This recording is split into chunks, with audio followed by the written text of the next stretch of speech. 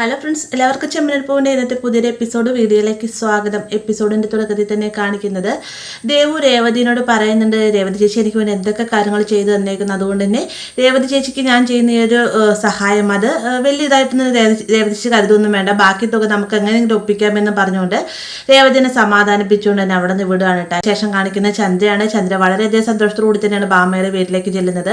കാര്യം തിരക്കുന്ന നേരത്തെ ഞാൻ ഹേമയോട് ഇവിടെ വരാൻ പറഞ്ഞിട്ട് അവൾ ഇങ്ങോട്ട് വരട്ടെ എന്ന് പറഞ്ഞുകൊണ്ടിരിക്കുന്ന സമയത്താണ് ഹേമ അങ്ങോട്ടേക്ക് വരുന്നത് കേട്ടോ.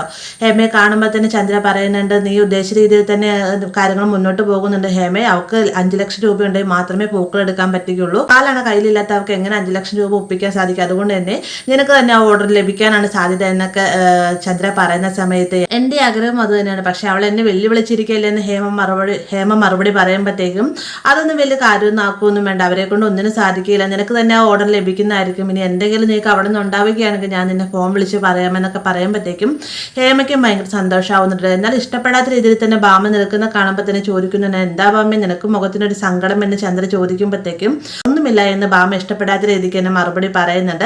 അങ്ങനെ വളരെയധികം സന്തോഷത്തോടെ തന്നെയാണ് ഹേമ അവിടെ നിന്ന് പോകുന്നത്. പിന്നീട് കാണിക്കുന്നത് ചന്ദ്ര നേരെ തിരികെ വീട്ടിലേക്ക് വരുന്ന സമയത്ത് രേവതി വർഷയുടെ മുടി തോർത്തിക്കൊണ്ടിരിക്കുന്ന കാണുമ്പോൾ തന്നെ ചന്ദ്രയ്ക്ക് ദേഷ്യം കനാന്ന് പറയുന്നുണ്ട്, ഇത് ഞാനാണ് അമ്മായിയമ്മ, ഇവളാണ് അമ്മായിയമ്മ, ഇവൾ എൻ്റെ സ്ഥാനം ഏറ്റെടുക്കാൻ തുടങ്ങുകയാണ് എന്നൊക്കെ തോന്നുന്നു എന്നൊക്കെ ഇങ്ങനെ മനസ്സിൽ ചിന്തിച്ചതിന് ശേഷം പറയുകയാണ്, നീ ഓരോ കാര്യങ്ങൾ ചെയ്തു കൊടുത്ത് ഇവളെ വഷളാക്കാൻ നിൽക്കരുത്, ഞാൻ 3 പെറ്റാണ്, എനിക്ക് ഇങ്ങനെ ആരും ചെയ്തു തന്നിട്ടില്ല എന്നൊക്കെ പറയുമ്പോൾ സച്ചി അവിടെ ഉണ്ടാവും. സച്ചിയെ വേഗം പറയാണ്, ഇപ്പോഴെങ്ങനെ നിങ്ങൾ 3 പെറ്റുമെന്ന് സമ്മതിച്ചില്ല, നേരത്തെ നിങ്ങൾ എവിടെ പറഞ്ഞാലും 2 മക്കളെ നിങ്ങൾക്ക് ഉള്ളൂ എന്നാണ് പറയാറുള്ളത്, അച്ഛയെ കേട്ടില്ല, അമ്മ 3 മക്കളുണ്ടെന്ന് അംഗീകരിച്ചു എന്നൊക്കെ സച്ചി നിറ കണ്ണുകളോടെ പറയുന്ന സമയത്ത് അത് അറിയാതെ വായിൽ നിന്ന് വന്നു പോയതാണെന്ന് ചന്ദ്ര മറുപടി പറയുന്നുണ്ട്. ശേഷവും വർഷം മടിച്ചായിപ്പോവും, അവളുടെ മുടി ഓർത്ത് കൊടുക്കേണ്ട കാര്യമൊന്നുമില്ല എന്നൊക്കെ പറഞ്ഞുകൊണ്ട് ചന്ദ്ര വഴക്ക് പറയുമ്പോഴത്തേക്കും ഞാൻ തന്നെ ചെയ്തോളാം ചേച്ചി എന്നും പറഞ്ഞുകൊണ്ട് വർഷ തോർത്തും മേടിച്ചുകൊണ്ട് പോകുന്നുണ്ട്. നിനക്ക് എന്തിന്റെ കുഴപ്പമുണ്ടായിട്ട് ചന്ദ്ര ഇമ്മാതിരി വഴക്കുണ്ടാക്കുന്നതിനൊക്കെ ചോദിച്ചതിന് ശേഷം രവി അവിടെ നിന്ന് പോകുന്നുണ്ട്. തൊട്ടു പിന്നാലെയാണ് ചന്ദ്രയും.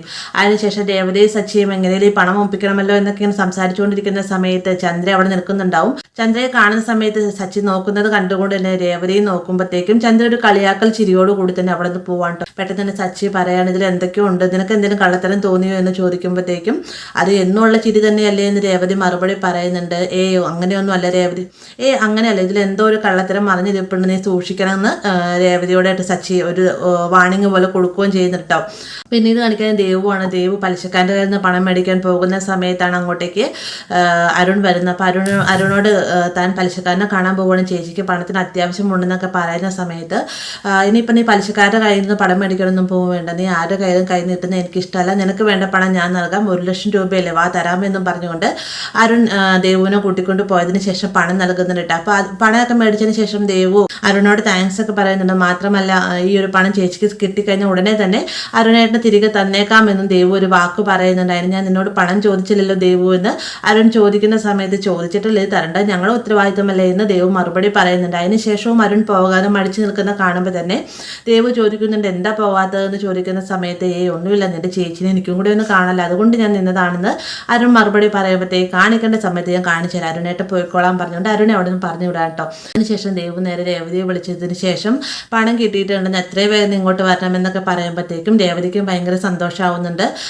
ദേവു വേഗം ലൊക്കേഷൻ അയച്ചു കൊടുക്കുന്ന സമയത്ത് രേവതി അവിടെ വന്നതിന് ശേഷം പണം മേടിച്ചിട്ട് ദേവുവിനെ കെട്ടിപ്പിടിച്ച് താങ്ക്സ് ഒക്കെ പറയുന്നത് മാത്രമല്ല, ഇത് ആരുടെ കയ്യിൽ നിന്നാണ് പണം മേടിച്ചതെന്ന് ചോദിക്കുമ്പോഴത്തേക്ക് അത് എൻ്റെ ഒരു ക്ലോസ് ഫ്രണ്ടാണ്, അവനാണ് എനിക്ക് പണം തന്ന് സഹായിച്ചതെന്നൊക്കെ പറയുമ്പോൾ നിന്നോട് എനിക്ക് പണം ചോദിക്കാൻ മടിയായിരുന്നു, പിന്നെ നീ എനിക്ക് വേണ്ടി അയാളോട് പണം ചോദിക്കേണ്ട കാര്യം ഉണ്ടായിരുന്നില്ല എന്നൊക്കെ പറയുമ്പോഴത്തേക്കും അങ്ങനെയൊന്നും ചേച്ചി കരുതൊന്നും വേണ്ട, ക്ലോസ് ഫ്രണ്ട് ആയതുകൊണ്ട് തന്നെ എനിക്ക് ആ ഒരു ചമ്മലും ഇല്ല പറയാണ് കേട്ടോ. അങ്ങനെ തന്നെയാണ് ശ്രുതിക്ക് പനി കാരണം ശ്രുതിക്ക് വേണ്ടിയിട്ട് മരുന്ന് കഴിക്കുന്നതിന് വേണ്ടി വെള്ളവുമായിട്ട് ചന്ദ്ര അങ്ങോട്ടേക്ക് വരുന്നത്. ആ ഒരു സമയം തന്നെ രവി അങ്ങോട്ടേക്ക് വരുന്നുണ്ട്. രവി വന്നതിന് ശേഷം ശ്രുതിയെ സപ്പോർട്ട് ചെയ്തല്ല സംസാരിക്കുന്നതെങ്കിലും ശ്രുതിയുടെ ലൈഫ് സേഫ് ആക്കുന്നതിന് വേണ്ടിയിട്ട് ശ്രുതിയെ കൂട്ടിക്കൊണ്ട് വരണമെന്നൊക്കെ പറയുമ്പോഴത്തേക്കും ചന്ദ്രയ്ക്ക് അത് ഇഷ്ടപ്പെടുന്നില്ല കേട്ടോ. ചന്ദ്ര വേഗം തന്നെ രവിനെ എതിർത്ത് സംസാരിക്കാൻ മാത്രമല്ല അവൻ്റെ ജീവിതത്തിന് അവൾ ഉണ്ടാവുകയില്ല എന്നൊരു ഉറച്ച തീരുമാനം കൂടെ പറയുന്നുണ്ട്.